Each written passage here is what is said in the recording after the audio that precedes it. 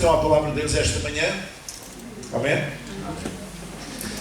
Então eu convido-vos a abrir no livro de Gênesis, capítulo 43, vamos ler 3 versículos de uma história longa. Diz então que a fome era gravíssima na terra. E aconteceu que, como acabaram de comer o mantimento que trouxeram do Egito, disse-lhes seu pai: tornai, comprai-nos um pouco de alimento. Mas Judá respondeu-lhes, dizendo, fortemente nos protestou aquele varão, dizendo, não vereis a minha face, se o vosso irmão não vier convosco. Temos aqui mais alguns versículos. E se enviares connosco o nosso irmão, desceremos e te compraremos alimento. Mas se não o enviares, não desceremos, porquanto aquele varão nos disse, não vereis a minha face, se o vosso irmão não vier convosco.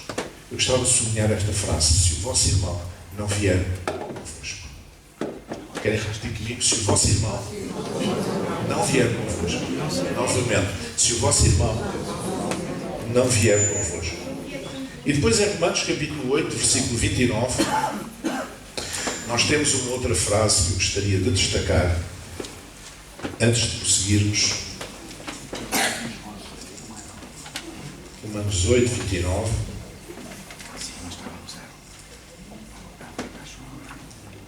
Sabemos que todas as coisas contribuem juntamente.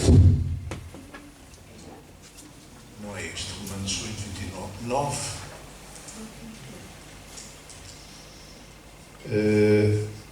Ok. 29, estava a ler o 28. Porque os que antes conheceu também os predestinou para ser conforme a imagem do seu filho, a fim de que ele seja o primogénito entre muitos irmãos.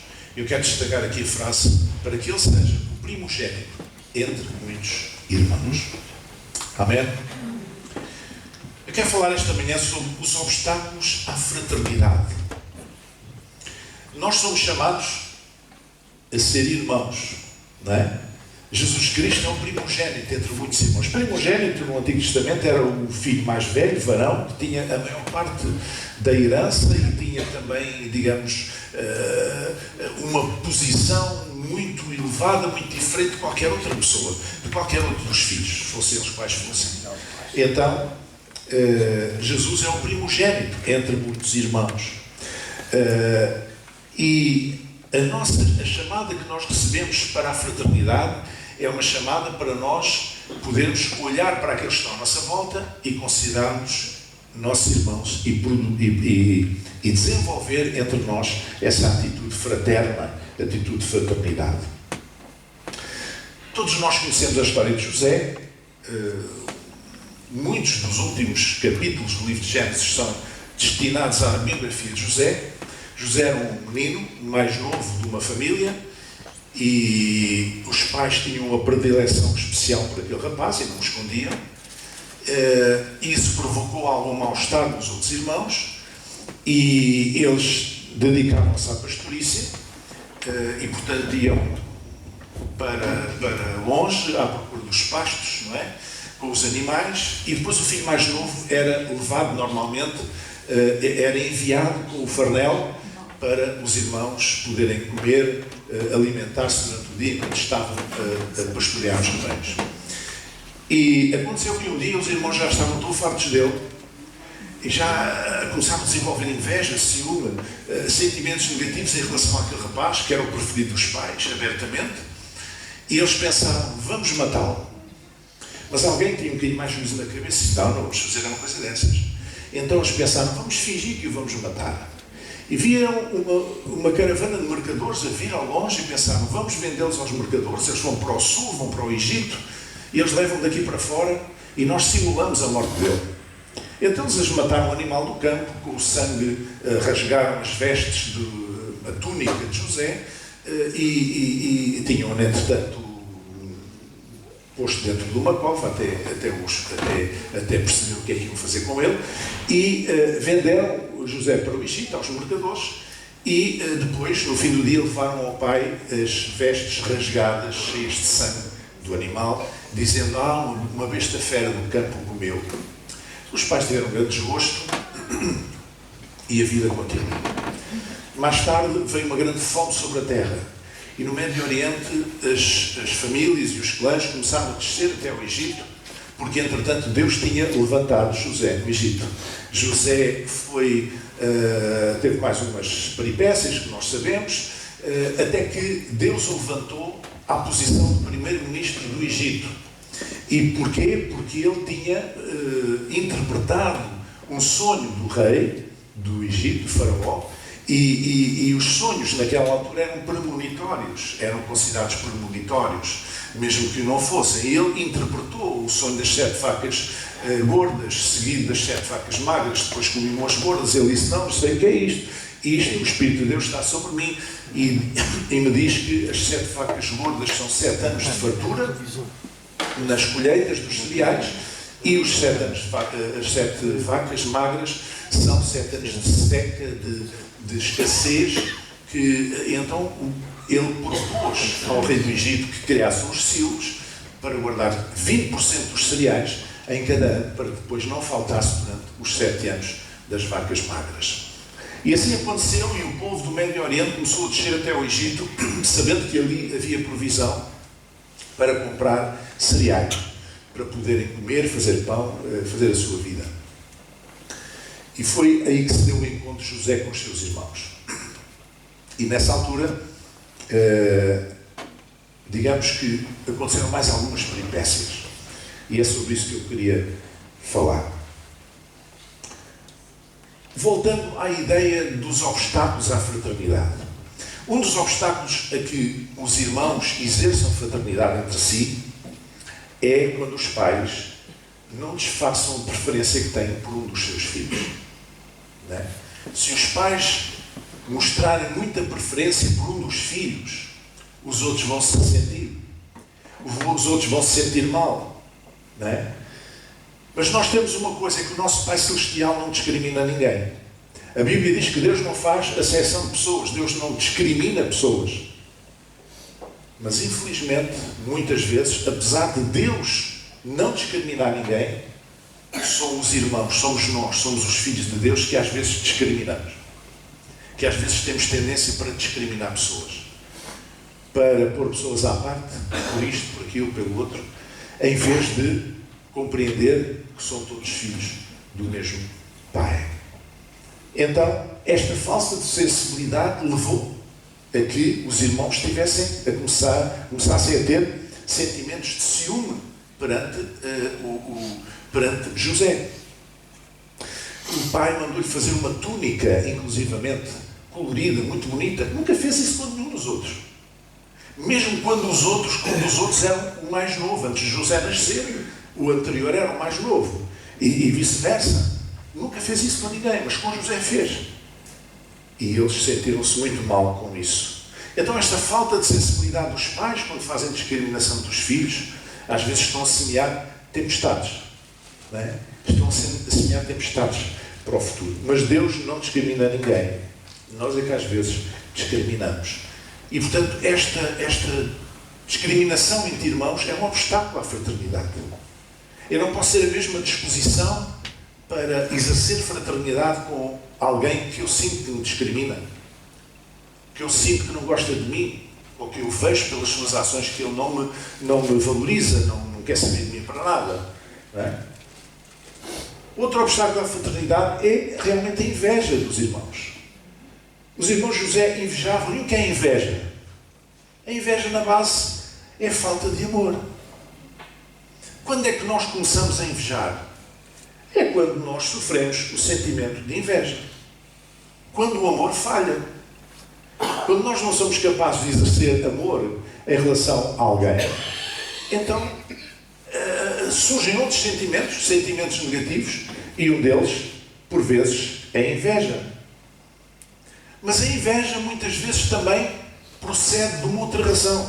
É de nós não compreendermos o lugar do nosso irmão no corpo. Não é? Não compreendemos que o nosso irmão tem um lugar no corpo.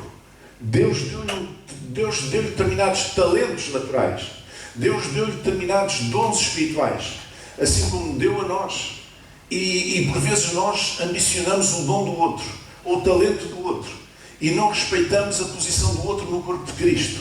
E achamos que nós é que devíamos estar naquela posição ou ter aquele dom, ou ter aquele talento, mas Deus fez assim. E nós não nos conformamos com isso. E, portanto, desconhecemos o nosso lugar no corpo. Olhamos demasiadamente para os outros, esquecemos de olhar para nós mesmos e muitas vezes não descobrimos o lugar importante e notório que nós temos no corpo de Cristo. Aquilo que Deus preparou para nós, desprezamos, ou esquecemos, ou ignoramos, e olhamos demasiado para os outros. Nós devíamos olhar mais para nós mesmos, no sentido de dizer: Senhor, o que é que tu queres que eu faça? Dizer como Samuel: eis-me aqui, Senhor, eis-me aqui. Ou como dizia o outro: eis-me aqui e envia-me a mim. Senhor, eu estou aqui para te servir. O que é que eu posso fazer pelo teu reino? O que é que eu posso fazer? Como é que tu me queres usar, Senhor? Mostra-me, Senhor. E se você não conhece o seu lugar no corpo, você tem dificuldade em reconhecer e aceitar o lugar de outros no corpo de Cristo. Porque todos temos um lugar no corpo de Cristo. E ninguém atropela ninguém. Amém? Há muitos pastores, há muitos evangelistas, há muitos ensinadores, há muitos apóstolos, há muitos profetas, há muitas pessoas com os mais diversos dons e ministérios. E ninguém tem que atropelar ninguém. Tomara nós termos aqui muitos ministérios, muitos dons espirituais, pessoas com dons espirituais que a igreja reconheça, que nós possamos ver essas pessoas. Tomara nós, porque isso é que fortalece uma igreja. E isso é importante para o equilíbrio e para a harmonia do corpo de Cristo, que é a igreja. Então é importante nós conhecermos o nosso lugar no corpo. E você pode perguntar no início deste ano a Deus: Senhor, qual é o meu lugar neste corpo, no teu corpo? Qual é o meu lugar nesta comunidade de fé? Como é que tu me queres usar? Você tem noção dos talentos naturais que tem, ou talvez dos dons espirituais que tem, mas tem que os pôr ao serviço de Deus. Tem que dizer: Senhor, eu estou aqui, eu quero... Tu sabes que eu tenho esta limitação de tempo, tenho esta limitação física, tenho esta limitação desta ordem, daquela ordem, da outra ordem, mas eu estou aqui, Senhor. Mas usa-me. Eu quero ser bênção para este corpo. Eu não quero ser uma pessoa apenas que chega aqui, senta o ramo na cadeira e estou aqui a receber, a comer e depois não dou nada a ninguém. Não, eu quero ser uma bênção na vida dos meus irmãos, na vida das pessoas lá fora, na vida daqueles que estão à minha volta, do meu próximo. Amém? Então este espírito de amor, de fraternidade, quebra qualquer sentimento de inveja. Quebra qualquer sentimento de ciúme. E nós podemos avançar e ser bênção na vida do corpo de Cristo e na vida das pessoas. Mas havia outra razão que, por estranho que pareça, foi um obstáculo à fraternidade na família de José. Foi a sua ingenuidade. José era um jovem, era um adolescente, e ele era profundamente ingênuo. Faz-me lembrar, eu cresci na igreja, os meus pais converteram-se em 1958, eu tinha 4 anos, e desde essa altura que eu frequentei a igreja, e para mim as pessoas da igreja eram todos santos. Durante muito tempo eram todos os santinhos. E depois, quando cheguei à minha adolescência, comecei a pensar pela minha cabeça, comecei a compreender melhor o mundo, como é que as coisas funcionavam, comecei a abrir os olhos e comecei a perceber: espera aí, há aqui coisas que não batem certo. E comecei a perceber que as pessoas são fracas, que as pessoas falham. Aquilo que o apóstolo Paulo chama a carne, a operação da carne. Não é? O homem carnal ou o homem natural. E mais tarde, já no ministério, ainda era um pouco ingênuo também. Porque eu pensei, nunca passou para a cabeça que algumas pessoas, até homens de Deus, pudessem fazer determinadas coisas. E sofri muito por isso. Até que essa ingenuidade desapareceu da minha vida. Mas José era muito ingênuo. Ele contava os sonhos que tinha aos seus irmãos. E depois eram sonhos deste género. Vocês sabem uma coisa? Eu esta noite sonhei tinha assim 12 molhos de trigo, e depois o meu molho de trigo estava no meio, e depois os outros molhos estavam à volta, dobravam-se, e eles começaram assim: o que é? Estou a perceber. O que é que tu queres dizer com isso? Depois mais tarde teve outro sonho, pior. E vi não sei quantas estrelas, e o sol e a lua, e não sei o quê, e depois o sol e a lua, a minha estrela. O quê? Tu estás a sugerir, por acaso, que nós, e até o pai e a mãe, vão se curvar perante ti. E claro que isto criou um problema sério. Ele não teve a sabedoria de Maria. Maria, quando o anjo da Anunciação lhe mostrou que iria ser mãe do Salvador, diz que ela guardava todas estas coisas no seu coração. José não. José bombalhava tudo.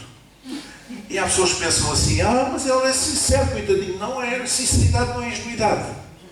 Sinceridade é uma coisa, ingenuidade é outra. Não tem nada a ver.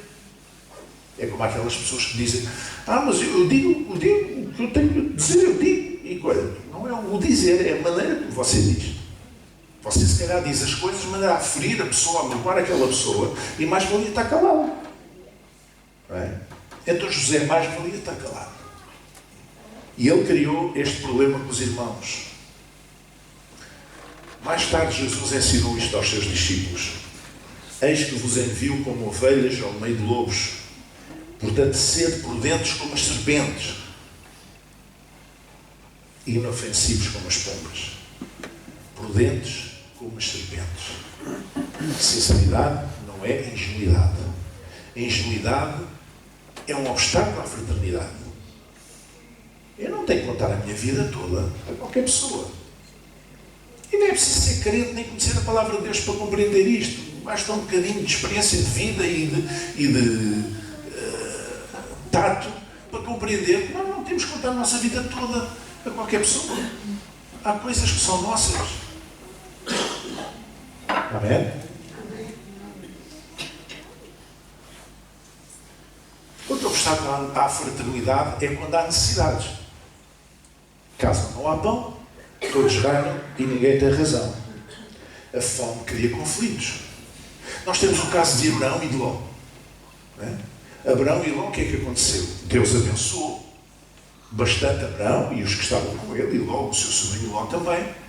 E os seus rebanhos multiplicavam-se, e às duas por três eram rebanhos muito grandes, tinham muitos servos, muitos trabalhadores, e os pastos começavam a não dar para aquilo tudo. E portanto, isso criou um conflito, porque eles começaram a lutar, os servos de Ló, os servos de Abraão, para levar os seus rebanhos para os melhores pastos. Até que depois Abraão levou ao cimo de uma colina e disse: olha, escolhe, se vais para a direita, não para a esquerda. Não há necessidade de haver confusão entre nós. Então, a necessidade é um obstáculo à fraternidade. Além disso, a fome também leva as pessoas a sair fora da sua zona de conforto. Não é? É por isso que houve uma grande imigração em Portugal, nos anos 60, por exemplo. E no início do século para o Brasil, nos anos 60 para a França, para a Alemanha, as pessoas iam à procura de vida. Assim como há outros que estão noutros lugares agora e vêm para Portugal e vêm para outros lugares à procura de um meio de vida, de poder sustentar a sua família. Mas isto leva-os também a correr riscos. Não é? As pessoas movem-se por necessidades. E havia que encontrar provisão. Porque a fome era gravíssima na terra. Amém? Por isso é que está escrito que sem justiça não há paz. A paz não se obtém assim, de qualquer maneira. Não é uma questão de boa vontade. Tem que haver justiça para que haja paz. Uma pessoa que se sente injustiçada, que as suas necessidades não estão supridas, não pode sentir paz. Nem pode ser um fator de paz para aqueles que estão à sua volta. Outra coisa que impede a fraternidade é a ignorância e o medo. José queria conhecer o irmão mais novo, porque entretanto tinha nascido o Benjamim, não é? O filho mais novo. O irmão que ele, José, nunca conheceu, porque tinha sido despachado para o Egito e nunca mais tinha visto a sua família. E ele tinha muita curiosidade. Ele fez perguntas, eles não reconheceram quando foram lá comprar cereais da primeira vez, mas ele reconheceu-os, desviou-se para um outro local para chorar, emocionado, não é? Passados estes anos todos, mas ele não tinha nada no seu coração contra os seus irmãos, tinham feito aquela canalhice com ele, não é? E ele afastou-se para uma outra sala para poder chorar. E ele conversou com eles, e eles acabaram por dizer que tinham um irmão mais novo chamado Benjamim. E ele pensou, espera aí, eu não conheço este Benjamim, eu tenho que arranjar a maneira de o conhecer. Então ele arranjou uma maneira de que eles, quando voltassem lá, quando acabassem aquelas provisões e tivessem que voltar lá, porque a seca ia persistir, que eles pudessem trazer com eles o Benjamim para eles conhecer. Mas os irmãos tiveram medo, porque eles tinham a sua consciência pesada, eles sabiam, nós já demos um desgosto destes ao nosso pai, com a pertença à morte de José, ele ficou tão triste, ele e os nossos pais ficaram tão tristes. E agora, se nós trazemos o Benjamim, eles também aqui matam o Benjamim, ou prendem, ou tornam-no escravo, e que cara é que nós temos para aparecer diante do nosso pai? Eles ficaram aflitos, eles ficaram com medo. Porquê? Por ignorância. A ignorância gera o medo. Ignorância do quê? Eles não sabiam que José era o seu irmão. E não sabiam que estava na cabeça e no coração de José, que não era fazer mal ao Benjamim, mas era apenas conhecê-lo. Entendem? A ignorância gera o medo. E também contribui para destruir a fraternidade entre as pessoas, a aproximação entre as pessoas. A ignorância gera medo e o medo afasta as pessoas. Amém? Sabe que o medo não é uma coisa de Deus. O medo é forjado no inferno. Não é um sentimento que venha de Deus, que venha do céu. Não. O medo não. Amém? Costuma-se dizer quem tem mãe, quem tem mamãe tem tudo. E eu diria quem tem Deus não tem que ter medo. E aliás, essas foram as palavras de Jesus. Não tenhais medo. Quando ressuscitou e apareceu diante dos teus discípulos, não tenhais medo. No cimo do monte, quando houve a transfiguração, a mesma palavra, não tenhais medo. O medo não vem de Deus. E o afastamento também é um obstáculo à fraternidade. O deslaçamento social afeta o sentido da fraternidade, o sentido da comunidade. Mas Judá respondeu-lhe dizendo, fortemente nos protestou aquele homem, dizendo, não vereis a minha face se o vosso irmão não vier convosco. E esta frase, se o vosso irmão não vier convosco, há uns meses eu estava a ler este texto, e esta frase bateu-me como um martelo. Se o vosso irmão não vier convosco. E ouça, eu desde os meus 4 anos que ouço esta história. É uma das histórias que se conta às crianças na escola dominical, no Ministério das Crianças. É uma história linda. E todas as crianças que andam na igreja um tempo ouvem a história de José do Egito. Mas eu li tanta vez este texto e nunca reparei nesta frase. Se o vosso irmão não vier, não vereis a minha face. Não, diga comigo, não vereis a minha face se o vosso irmão não vier convosco. Eu fui buscar esta cena deste filme em que à esquerda nós temos José, o ator caracterizado à maneira dos egípcios daquele tempo, e à direita nós temos os irmãos, aqueles que representam os irmãos de José, quando foram ter com ele. Claro que não o conheceram, mas ele reconheceu-os. Deus é Deus de todos. Não vereis a minha face se o vosso irmão não vier convosco. Aquelas pessoas que se dizem cristãs e que discriminam toda a sorte de pessoas, para elas eu tenho esta palavra: não vereis a face de Deus se o vosso irmão não vier convosco. Deus é Deus de todos. Jesus ensinou a oração do Pai Nosso e não do Pai meu. Pai Nosso. Reconhecemos que o nosso irmão tem que vir connosco, isto é, tem que estar connosco. Tem que estar connosco. Salvação é encontro. Fé cristã é encontro. Vida cristã é encontro. Testemunho é encontro. Tudo o que tem a ver com o Evangelho tem a ver com encontro. Encontro do homem com Deus e encontro do homem com o outro homem. Neste novo ano, lutemos contra isso. Contra os obstáculos da fraternidade. E vamos promover um encontro, vivendo uma verdadeira fraternidade cristã. É este o desafio que eu quero deixar. Uma fraternidade cristã entre nós, mas projetar este sentimento para o nosso próximo, para aqueles que não estão aqui, para aqueles que não conhecem o Evangelho. Como já foi dito esta manhã pelo pastor Suzete, nós precisamos ser uma influência na vida das outras pessoas, para que elas possam vir a fazer parte da família de Deus e fazer parte desta comunidade de fé. Vamos ficar em pé. Senhor nosso Deus e Pai, esta manhã eu quero colocar no teu altar, Senhor, este desejo, Senhor, que nós possamos ser uma verdadeira fraternidade, Senhor, que nós possamos compreender o sentido daquilo que está escrito, que o nosso irmão tem que estar connosco. Senão nós não veremos a tua face, Senhor. Porque não há um Deus deste setor, de uma facção ou de outra facção, mas é o Pai nosso que estás nos céus. Senhor, ajuda-nos a ter esta compreensão, a viver de acordo com esta revelação, Senhor. E que este ano possa ser um ano de verdadeira mudança e revelação, Senhor, neste sentido, Senhor. Que nós possamos destruir os obstáculos que por vezes se levantam à fraternidade, a esta aproximação, ao encontro entre nós, Senhor. Que haja entre nós e de nós contigo, Senhor, ao longo deste ano, um verdadeiro e permanente encontro, Senhor. Em nome de Jesus, que assim seja. E todo o povo diz? Amém. Podem sentar.